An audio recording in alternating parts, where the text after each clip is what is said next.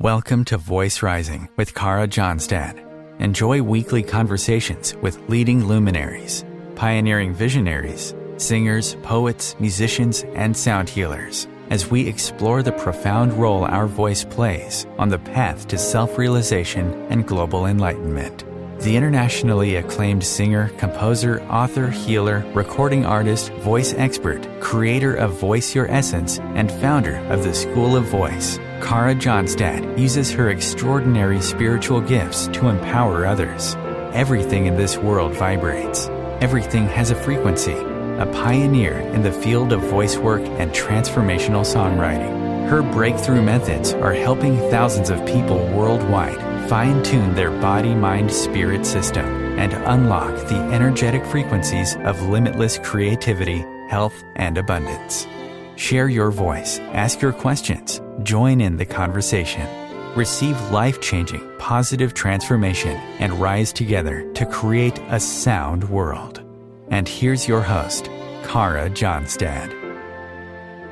Hello, everybody, and welcome to another enlightening episode of Voice Rising. Today, I am happy to introduce you to a remarkable guest whose passion for plants and people and the rhythm of life has led her on a transformative journey blending Reiki, Qigong, creative shamanism, and plant medicine.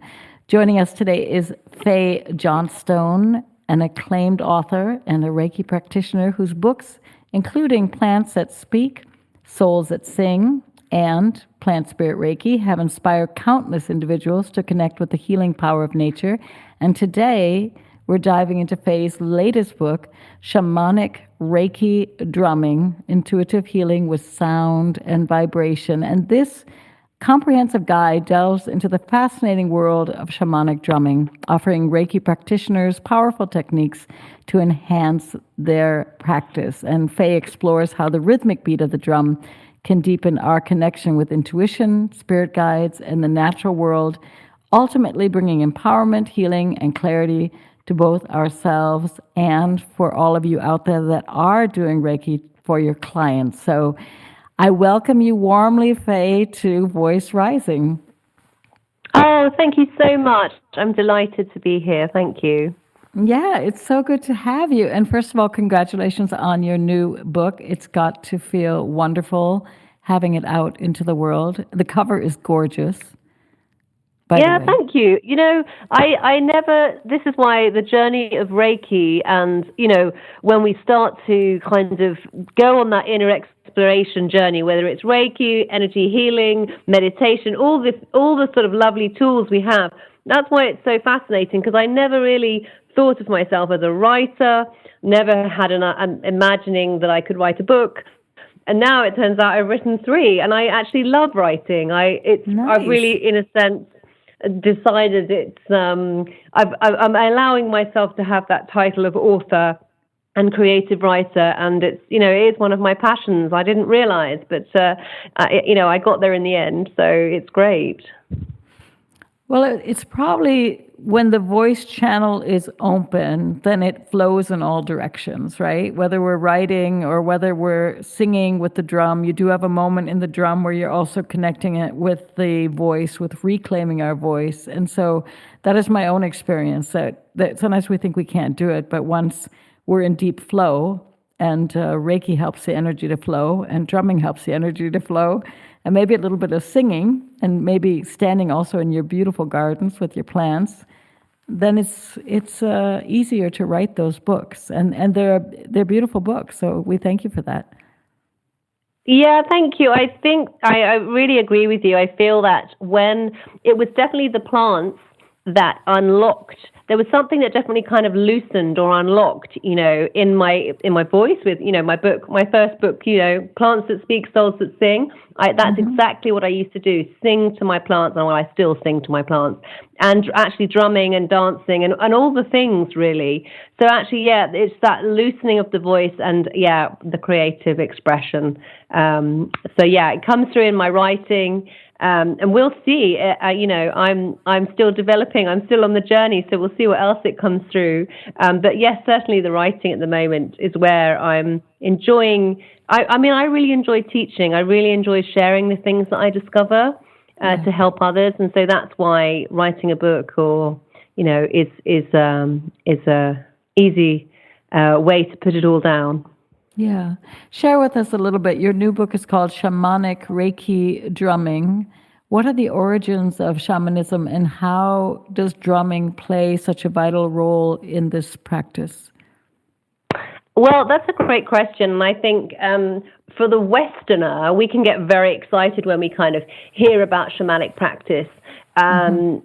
And we also make up lots of stories about it. I don't feel that any particular culture can kind of claim it as their own, because it's so innate in, if you like, the first cultures of the world. We have evidence in cave art of the first people who were finding a way, if you like, to honor the earth and to connect with the plants and the animals. And so this is really sort of the core of what shamanism is. This is this innate spirituality, a way of connect, or really, if you like, realizing that connection that we have with the earth and each other and everything, really, everything that kind of is in this living world with us. And the drum is, again, I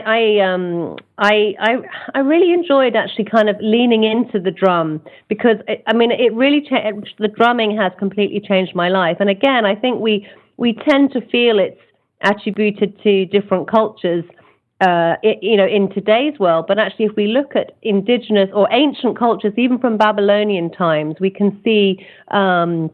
Women were drummers, women were oracles who would have a handheld frame drum. And so I love to, one of the things I love to do, and anyone listening who loves to drum, I love to really honor, drum by honoring all of the drummers, or all of the women, particularly because I'm, a woman. I love to, connect with the women who were drummers way before, before in the ancestors, and bring them into my space with my drum. And the drum, it's over centuries, it's been, some cultures think it's female, some feel it's masculine. We use the drum in initiation rites, in ceremony, in celebration. It's, celebrating a harvest, for example, celebrating a birthday, a wedding, funerals. There's all sorts of ways that the drum has been, to bring people together, to create that community. And I think actually it was even banned in the United States at a certain period of history because of the way it was bringing certain communities together. So it's very interesting, the drum. Many things. I was just thinking many things were banned. I know that the fiddle was similar in Scandinavian countries. They had the fiddle, and they could use the fiddle to make, joyous music for weddings, and also very beautiful, sad music at funerals. And at some point, they were all burned, right? They were not allowed to play the fiddle. And so it's really beautiful that we are connecting to these instruments. As far as I know from my studies, it was the drum, the flute, and the human voice. That was kind of the beginning of people sharing music, singing together, singing melodies. And we say we have eardrums and heartbeats, right? It's like it's right inside of our beautiful body. And I'm very happy that it seems to be there's a movement for people to start more and more drumming for health and for wellness. And we know that once we start drumming, we can drum alone, but in community, like you said, it's just so beautiful because we're all synced. At some point, we're all just in one kind of pattern of rhythms, right? Yeah, that's right. And it's interesting. At school, when I was growing up, I used to play the saxophone, actually. I never thought of myself as a singer, and I actually never really thought of myself as very musical. And that's why I often, I always say to people, what we think of as, that classic, you're someone who's got musical talent. When you pick up the drum, it's something, I feel like it's really something in my body that connects with that beat of the drum. Perhaps this heartbeat, what you were just saying, the heartbeat that we have, perhaps it's just our internal rhythm, our own, because I feel that we are all an absolute orchestra. Every cell in our body is vibrating. We all have our own unique frequency. And so I feel there are many people who, just feel that call if they want to pick up the drum. And that's why, like you say, gathering in a group is a way that it really engenders a sense of connection as well. Getting into sync and drumming together, and it really does the repetitive beat of the drum. It takes us to a place of expanded consciousness, as does singing and listening to a beautiful piece of music. It takes us somewhere else. It takes us perhaps out of our bodies, out of our worries, out of our everyday life, and we connect to something magical. Yeah, which you can't touch with which you can't touch on the material plane.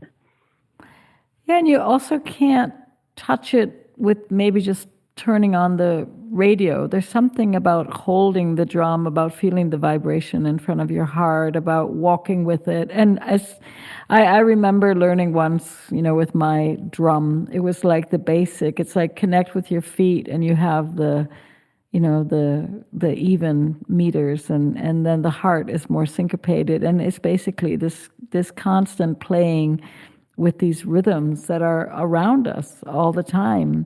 So you do something fascinating in your book. For those of you out there, I have my Reiki degree, so I do know all the symbols, and yet I thought it was so fascinating that you start connecting these symbols onto the drum, drawing them onto the drum, playing them on the drum. Talk a little bit more about Reiki and the Reiki symbols, which is normally in the second, I do say second degree, and in Germany you say the second grade, but it must be the second level, right? Second level, and then the master level. How was it just by chance that you just started exploring, merging your experience as a Reiki practitioner with then the drum? Well, many years ago, I was actually taught a technique called the Reiki drum technique, and with a lady, and there are many practitioners around, and it was a lady called Sarah Gregg here in the UK, and she taught me. She introduced this idea of working with the cymbals and the drum. Nice. And it made absolute sense to me because so Reiki, we work with Reiki. It's this beautiful, high vibrational to high frequency of healing energy. And so the symbols, I got to know the symbols, as you say, when we start to learn the second level, when we go a little bit deeper into different aspects of Reiki. And the symbols, we can see them, we can write them down on a flat bit of paper so we can remember what they're like. But that's not what the symbol is any more than, my name, Fay, is F-A-Y written down on a bit of paper. You know what you're referring to, but it's not me. It's not the essence of me. And so the symbols are an energetic kind of frequency all of themselves.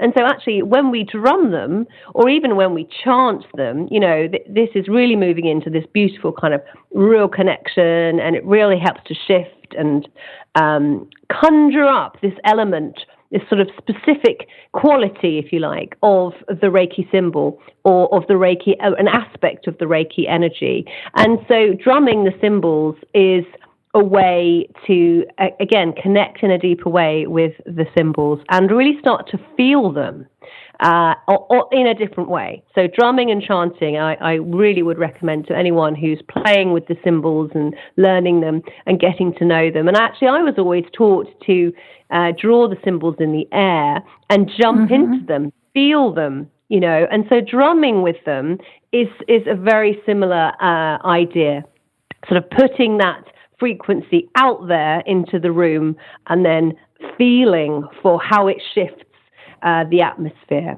In the same way as if I was to say, I love you, I love you, I love you, or the opposite, you would, or shout at somebody. We feel the difference, don't we, in the quality of the energy, and it's like that when we play with the symbols. And so, yes, I talk about it in the book. I talk about charging our drum with the symbols. So there's a symbol that we call the power symbol, for example, which is all about kind of putting the power of the universe into the drum, and it's very useful, or into the focus, the client or the issue, and so it's wonderful for grounding, and it's also wonderful for clearing an energy space. So if you can imagine drumming with the intention to clear a space of negative energy, and also putting in that very powerful symbol, it just adds another element to the practice, which I absolutely love, and I know that clients enjoy it too. So that's why the symbols are, we obviously can drum and we can do Reiki without the symbols, but they add another sort of flavor to it. They help us to dive into different qualities or different aspects of the Reiki energy, which again are useful for different issues that we come up with when we're helping clients heal. Yeah, they add another dimension. How was it for you, Fay, with your own voice, on your own voice journey? You said you played saxophone. We know the voice. You were talking now about chanting with the drum. I can imagine. We also have the ability to set intentions, to do affirmations. So many of us have been shut down with our voice. Not everybody feels free with the voice, and yet the drum also helps us reconnect to our own voice while we're chanting and toning. Were you someone who could always speak out and sing out, or was it a new territory for you also to get to know your beautiful voice? Oh, absolutely. No, I didn't speak out at all. I was actually incredibly shy growing up. Not lacking in confidence and so on. Always the person in the photograph with the head looking down, that type of person growing up. And so actually learning Reiki, connecting to the energy, it's been for me a real journey in terms of, discovering myself, discovering the magical person that I always was, but I tried to hide it. And so what I noticed with Reiki, it really was when I started to, I think for me, when I started to work with the drum and when I started to kind of delve into the practices of shamanism, it was like opening a can of worms. It was like I had so many questions. I was so all aspects of my spirit was so excited about this that I sort of really, if you like, catapulted me on a path where Reiki had been taking me nice and slowly and unfolding in a very gentle way. But as soon as I added the drum and my shamanic practice, I really started to open up. And this is where, yes, I started to notice that during treatments, I wanted to speak, I wanted to sing, I wanted to kind of make a sound as if to move energy out of my body or across the room and so on. And I remember at first, this first time this happened, I was feeling very self-conscious. I was thinking, goodness, I'm not, all the judgment came in. Oh, you can't do that. That's not Reiki. That's not how you've been taught. You don't know how to sing. You can't do this, all of this. And actually, I got through that because I couldn't keep it in. I couldn't keep in this sound that needed to kind of move through me. And so I do, and I say to clients when they come for a treatment, I might sing, I might make music, I might put plants on you. There's all sorts of things that might happen because I just allow myself to be guided, and I actually feel that that's in a sense, the original teaching of Reiki is for it to be simple and it to be, allowing ourselves to be guided. Well, that's in a sense how I teach. I really encourage people to allow themselves to be intuitively guided. And and it has meant that now I am a very creative, if you like, Reiki practitioner, because I'm just kind of, the judgment around, oh no, I can't do that. I've put that aside now and said, well, what happens if I did? Let's try. Let's see what happens. So yes, I have Reiki actually has shown me that, it's safe to use my voice, and how wonderful. Yeah. What an expression.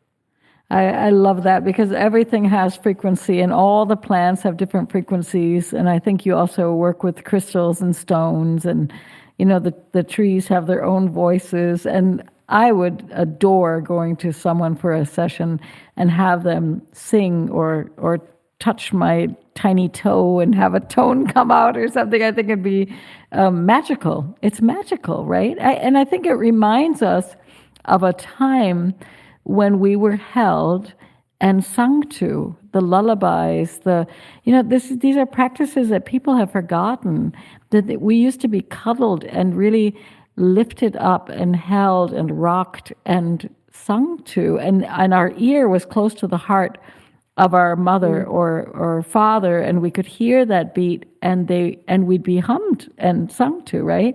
And so I can imagine that in a session, when you're able to do that, or when everything feels in harmony, that is very magical, very enchanting, very wonderful. Yeah, you just made me think about my mum there when you said, oh yes, when we were little, lullabies. I mean, yeah, that's the most beautiful thing. And I'm going to tell a story actually about thinking about singing. This was many, many years ago, right really when I was in my 20s, and I was at the start of my, if you like, my spiritual exploration of things. And a friend suggested I go on a woman's retreat. And I was incredibly reluctant, really, because I just couldn't sort of understand why would I want to go on that. And anyway, it was a very tender, loving space that was held for the weekend. And what was so beautiful, and this will give anyone who runs retreats beautiful ideas now, is every morning we were woken up. On retreats you kind of get woken up and you get to do a lovely early session of yoga or a lovely sort of walk to hear the bird song, things like that. But we were woken up by women singing. And this group of women were singing as they walked down the corridor. And that's the sound that woke you up. And it was beautiful.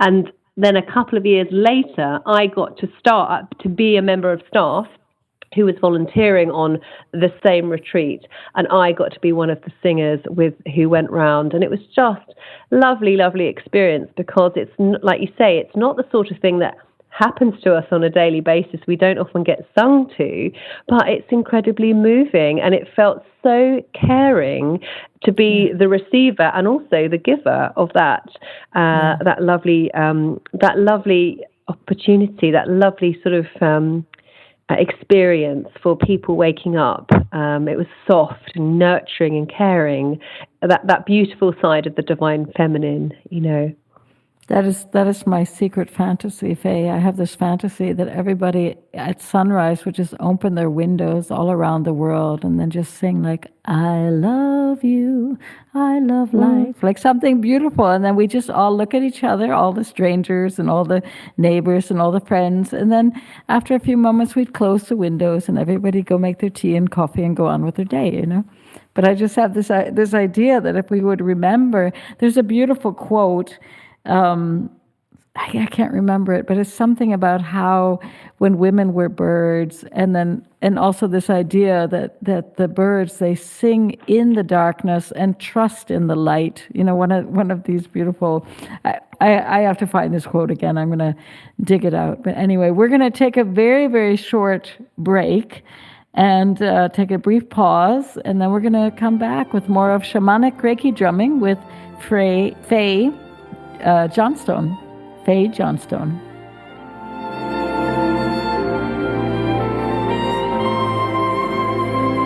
Conscious media for conscious minds. OMTimes. Ascending Hearts is no ordinary dating site, but a spiritual dating site with a purpose, to link you with your soulmate. We engineer the serendipity so you can trust that you will attune with someone that has the same matching vibration as you. Ascending Hearts, the conscious dating site for the spiritually aware. Try Ascending Hearts for free ascendinghearts.com. With happy clients all over the world, Kara Johnstad knows that your voice is the missing link to more authenticity, abundance, creativity, and health. An internationally acclaimed voice expert, Kara's breakthrough methods have helped thousands of people successfully heal their voice wounds and extinguish the story of self-doubt and shyness forever. Join in group trainings, attend online sessions, schedule one-on-one time, and invite Kara to work with your organization and community. Get started today. Go to www.karajohnstad.com and receive a special guided meditation designed to fine-tune your inner voice and welcome you on the voice journey. This is Kathy Beal, host of Celestial Compass, featuring astrology you can use.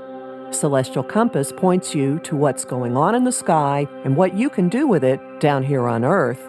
We also explore fun, effective, and cosmic tools for navigating this adventure we call life. Join me the first and third Monday of the month at 5 p.m. Eastern Time for Celestial Compass. It's enlightening, entertaining, and empowering. Host your show on IOM-FM, the radio network of OMTimes Media, one of the more recognized brand names in the conscious community, and is backed by the extensive marketing reach of OMTimes. Hosting a show on IOM-FM immediately connects you with our extensive dedicated community. You came across someone struggling with hunger. How would you recognize them? Would you notice an 8-year-old girl who's not excited for summer break because she may not be having lunch again until September? Or a war veteran who's having a hard time landing a job and getting back on his feet? I am the 1 in 8 Americans who struggle with hunger. I am hunger in America. Hunger can be hard to recognize. Learn why at IamHungerInAmerica.org, brought to you by Feeding America and the Ad Council.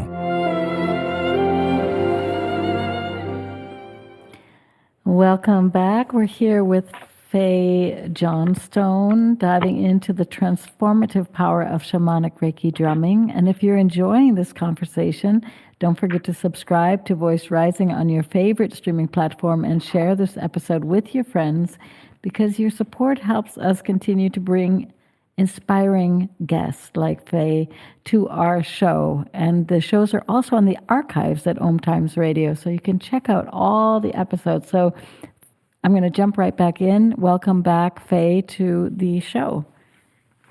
Thank you. Yes, I'm really enjoying just sort of almost like that, just the reminder of how much to express ourselves is so, and it just really feels true. I think what we're really at the essence of this is expression, it's creative expression. It's really all about the true nature that doesn't always get to express itself. And I feel that that's, for both of us, that's the nuts and bolts of our work, is helping people connect with our true nature and find a way that delights us, that we can express it, and share it with others. I think you're totally right on the money, right on the mark. Expression is so important, and creativity is really our nature, right? So I think, and energy, we're energy beings. So I love that you're weaving all these different practices together. And you mentioned your mom, and I was mentioning lullabies, and I have this very strange theory. People think that when we're born, it's our cry that comes out into the world. But I wonder sometimes, as a mother myself, if we're not carrying the voice of the river of women that have birthed all of us onto the planet Earth. And I was going to ask you, how does drumming with nature help to restore the connection to our true selves and honor the ancestors? How does it connect us to our lineage? Wow, goodness. I in a way, I want to say, well, how can it not? Firstly, when we're out in nature, we are already nature. We have just completely forgotten that that's what we are, and we've put up all these barriers around us We live in lovely square houses and lots of built-up areas, and we've made ourselves very separate from the natural world. So we are nature, and I feel like practices like drumming or meditating, for example, what the drum is doing is it's taking us back to it, or really it's helping this expansion of who we are. It's taking us out of the small box that we've put ourselves in. Same with singing, dancing, meditating. It takes us out of that small box. It takes us out of that sort of pattern that we've got ourselves into, and it helps us connect to the field. It helps us to expand our state of consciousness and in an increased awareness of who we are, and we feel connected, and that's really the part that it connects us to the field. So when we're out in nature, we really, it helps us to kind of almost like, it sounds very cheesy, but connect to the oneness of what we are, this truth of what we are, which is, we're part of this beautiful kind of, it's kind of like a soup. It's the void. It's the creative source. It's this unity consciousness. That's what we are. And so drumming really helps. I really think it's almost like it helps us to drop the form of where we've put ourselves in. We make ourselves small. We put ourselves into boxes with labels.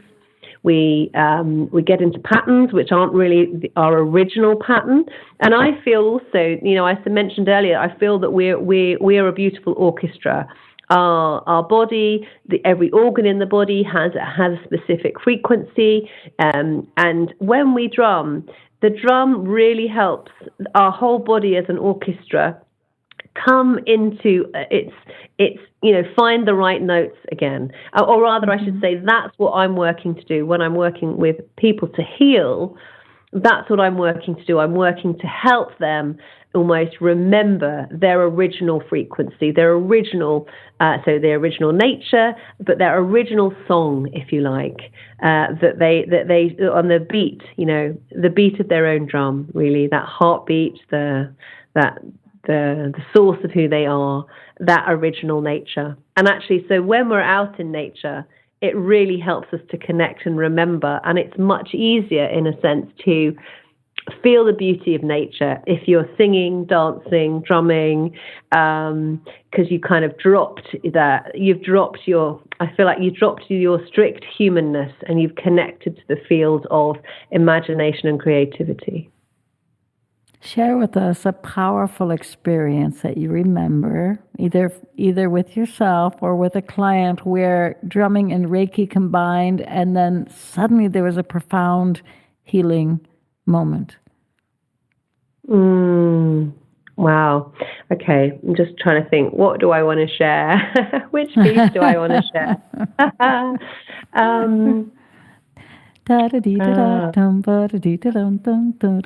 Well, you know what? I'm actually going to share. This was a group. I used to run these groups. I love sort of working with groups. And so I used to run and years ago I was teaching meditation. So this is going to be a long story now. But I used to teach meditation, and I found that everyone was struggling in meditation because it's hard, isn't it? If you've had a busy day and someone's asking you to focus on your breath and meditate, and you're thinking, well, I got the shopping list to do, and I got to be ironing, and I got to get my kids to school, and I got to get the thing, and blah, blah. So what I did, I switched from teaching meditation to helping people with the drum. So I started to. I thought, you know what, guys, we're going to work with the drum, and I instantly saw their brain waves, almost like the whole room, the brain waves shifted into a much deeper sense of relaxation, expansion, and so on. And from then on, I started to do group, sort of like, anything up to sort of like drum 25 circles. people. Yeah. But drum circles, in which actually, and in these particular ones, I was the only one who was drumming. Everybody was there. And I think lots of people do this now. They call it a sound journey, or they do the gong baths.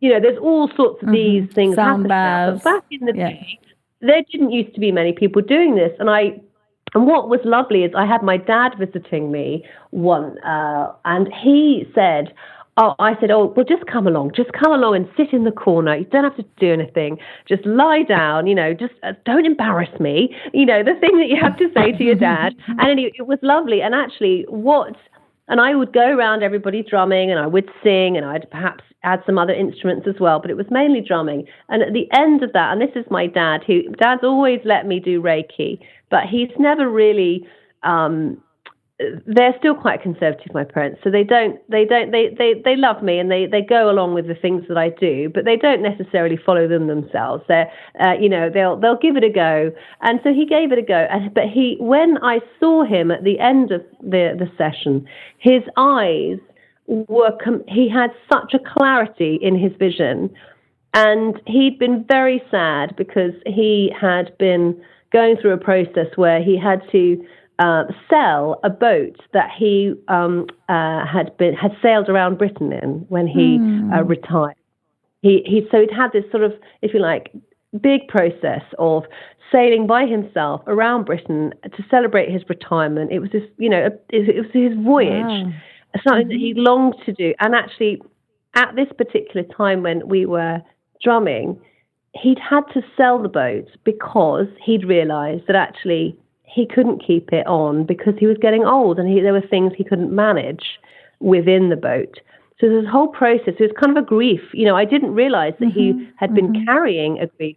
And he looked at me with such a clarity in his eyes, almost as if, before he'd had that grief that people carry with them. And he just looked really clearly and he said, "Oh, thank you. I think you've helped me release," I think that was his word, "release Vagabond," because Vagabond was the name of the boat. And I gave him a massive hug, and there was just something there. It was really tender and really beautiful. And that's just, when you said think of something, that was a very tender example that came to mind, actually.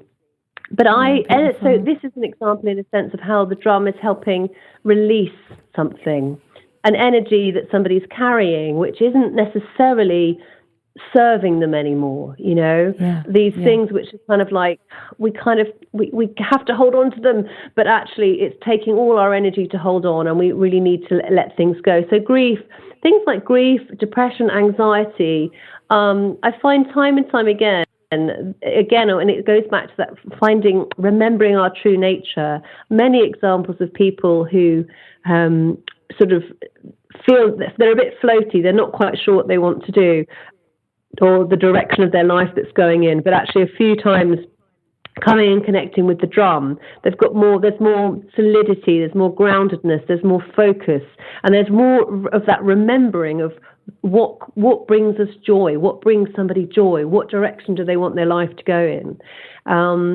So it's very, very powerful. And what I love actually also is people, I love to drum over the body, and obviously absolutely not in any shape or form near the head and the heart, these kind of sensitive areas. But I love to drum over the body because actually those drum beats, it's sound doesn't stop at your body, it goes through it.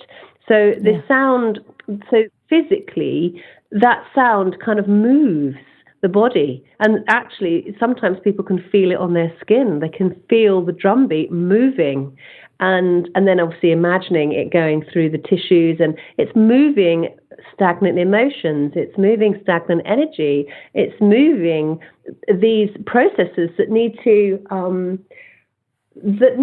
whatever needs to be released by the body will be released. And it's all part of the intention. When we work with clients, we have that clear intention of what's healing is needed, and we invite that into the session. So I hope that's a good enough example for you. No, it's gorgeous.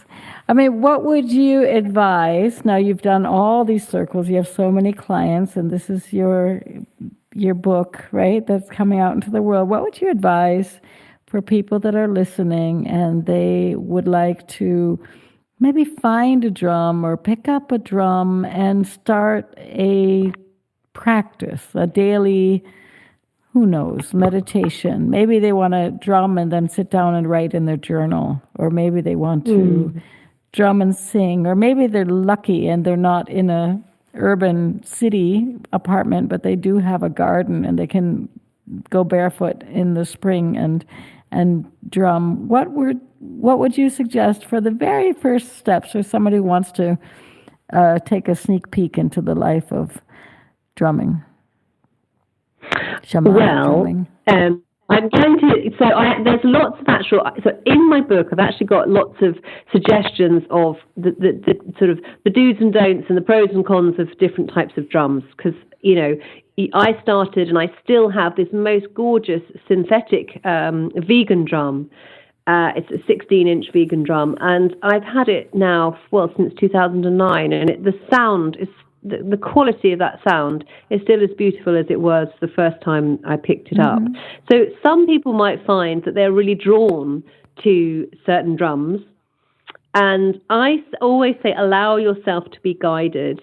And you might find that if you're very intentionally wanting to drum, that you simply, it's sort of, things, the universe conspires to deliver you a drum or to connect you with people who make drums and so on. But once you've got yourself a drum, it's really important to connect with the drum and to get to know the drum, because drums have names, they have a spirit. One of my drums, for example, is made of a deer hide, which I made, and I've dyed it with black walnut, and it's got hemlock as its wood. So there's a lot of different elements within that drum, and that drum is very particular about the quality, if you like, of the music, of the rhythm, of the journey that drum will take you on. So I feel like the drum actually tends to lead people into their practice. So that's almost like the first thing, is asking your drum to connect with you. What does it need? Sometimes drums will almost like people have an inkling of, I've got this drum and it feels like I need to paint I need to paint something on it. Or like in the case of one of my drums, I didn't paint it, but I've hung loads of, it's got lots of crystals and ribbons and magical things, or rather meaningful things for me, which I've hung on the drum at the back. So in a sense, there's a connection to do with the drum first before you. And then really you're guided. You see, once you've got your drum, if you like, as your guide, the drum will lead you to places, people. Now that was the first part of your question. I'm sure there was a second part that can't remember. I think that's great. It's just how to start integrating it into as a practice. And I love this idea of asking our drum, being guided to the drum, right? You said to ask, in a way, to ask the universe or ask your guides, like, show me where my drum is waiting for me, right? It's like, show me perhaps where the beautiful tree is that I'm gonna, sit under while I picnic with my lunch or something. And the idea also of naming things. I love the practice of naming things, and I think that your work is so important. I've often said that our planet is in such disarray in so many ways, and it's really what you were saying before, the connection. We've lost the connection, and I can say this for myself. I'm a fabulous singer. I do a lot of coaching. I do a lot of writing. I'm very blessed. I have a wonderful life, and yet I'm learning to garden, right? In the last year. So I live in Berlin, and I have a community garden, and I'm just stunned that I grew up on a very big farm in the middle of Wisconsin, and I don't know anything. Like I am just so innocent. I am so innocent. And I go in the morning and I sit in the garden, and I really, I try to read books and plant seeds, but I feel like, wow, the last 2 or 3 generations, my ancestors came from Scotland and from Norway, and they knew a lot about the land and about preserving food and about honoring the land. And as an American, I've forgotten so much, and I even grew up on a farm. And so if we're going to save the planet, I think what your work shows us, and I'm trying to do the same with my work, is that we need to connect to the land and to ourselves and to our bodies and to our intuition, and to allow ourselves to be in that innocent space, like that, and not feel shame or guilt that the supermarkets grew up too fast around our ears, right? And just allow ourselves to be innocent again, and to ask the drum and our voice and the earth, how can we serve? How can we serve you? Yeah. I love that. One of my favorite questions. One of my favorite questions is to ask, what is needed here? And that's what I often ask, because I think, so there's two things I wanted to say. The first is actually that innocence, that childlike innocence of not knowing, is really actually, in a sense, the best way to connect with the plants and nature. Because, when you just need to see, this is a wonderful thing to do if anyone listening's got young kids, if you go out to a sort of park or a garden, and within, 10 minutes, you could say to the child, come on, can you show me, where's your favorite place? Can you take me to your favorite place here? And they would take you to a favorite place that they found in this park or your garden, or they take you to, a favorite flower or tree or whatever. And that is almost like this childlike curiosity. So in a sense, when we're in nature, having that inner child who can show you things, and be delighted in, especially what children are like. Oh, I'm so delighted because look, this bit's really squidgy here, and this plant does this, and this is all prickly, things like that. Whereas as adults, we tend to shy away, we'll stick on the past. And again, what you were sort of alluded to, there's a bit of, there can be a bit of shame around. Well, I don't know that, or I don't know its name, so I can't interact with it because I don't know that plant's name. But children don't have that, so it's a lovely innocence, and that's how we connect, because we're not, we bring ourselves, we have to sort of take ourselves off our high horse, and kids aren't on that high horse generally. They're much more like, oh great, let's do this.